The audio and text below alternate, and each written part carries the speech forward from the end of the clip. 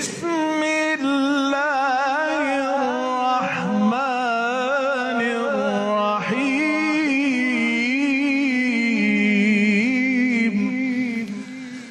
بسم اللہ الرحمن الرحیم۔ السلام علیکم ورحمۃ اللہ وبرکاتہ۔ کیا آپ جانتے ہیں کہ اللہ کی خاطر محبت اور نفرت ہی ایمان کی تکمیل ہے؟ جس نے کافروں سے دل لگایا کیا وہ ایمان پر باقی رہتا ہے؟ اگر آپ بھی غیر مسلموں سے دوستی کو معمولی سمجھتے ہیں تو یہ ویڈیو ضرور دیکھیں۔ چلتے ہیں بیان کی طرف۔ جس انسان کو اپنی زندگی کے مقصد کا ادراک ہو جائے اور اسے پتہ چل جائے کہ اللہ تعالیٰ نے مجھ سے اطاعت و عبادت کا مطالبہ کیا ہے، تو پھر اس کی تمام حرکات و سکنات، اس کے تمام افعال و اعمال اور اس کے تمام تعلقات حکم الہی کے تابع ہو جاتے ہیں، جن سے وہ سر منہ انحراف کرنا بھی گناہ سمجھتا ہے۔ اللہ کے ایسے بندوں کی دوسرے لوگوں سے دوستی، محبت یا بغض و عداوت بھی خالص منشا الہی کے تابع ہوتی ہے۔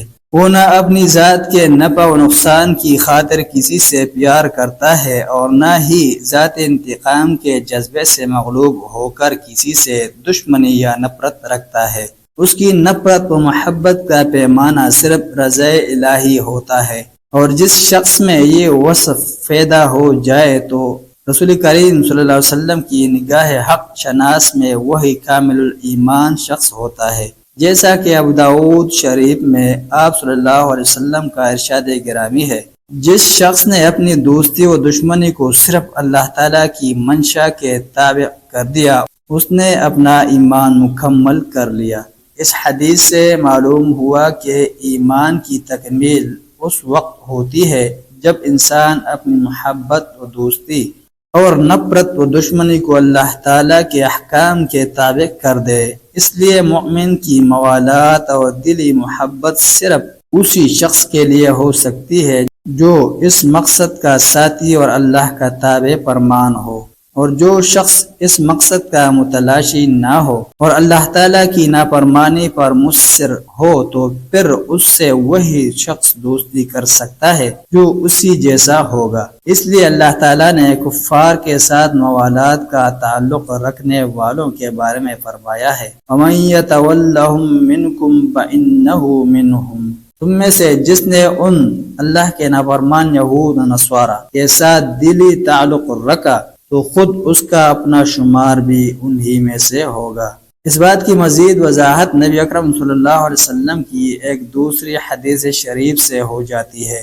ابو داؤد شریف میں حضرت سمرہ بن جندب رضی اللہ عنہ سے مروی ہے کہ نبی صلی اللہ علیہ وسلم نے فرمایا، جو کوئی کفار و مشرکین کے ساتھ اختلاط یا میل جول اور سکونت یا بدوباش رکھے وہ خود بھی انہی جیسا ہوگا۔ اس سے معلوم ہوا کہ ان کے ساتھ رہن سہن رکھنے والا بھی انہی کے حکم اور وعید میں آ جاتا ہے۔ یہاں ہم اس بات کی طرف توجہ مبذول کروانا چاہتے ہیں کہ ہمارے وہ احباب جو نہ اللہ کی خاطر محبت رکھتے ہیں نہ اس کی خاطر نفرت کرتے ہیں، بلکہ محض چند دنیاوی مفادات کے پیش نظر اپنی بدوباش میل جول، کھانا پینا اور رہن سہن غیر مسلموں کے ساتھ رکھتے ہیں، وہ اس حدیث رسول صلی اللہ علیہ وسلم کے آئینہ میں اپنا چہرہ دیکھ لے اور اپنے کردار کے اس کمزور پہلو کی اصلاح کر لے، تاکہ کہیں ایسا نہ ہو کہ قیامت کے دن جب بنی آدم کو حساب کتاب کے لیے اٹھایا جائے تو ان کا حشر بھی انہی کے ساتھ ہو۔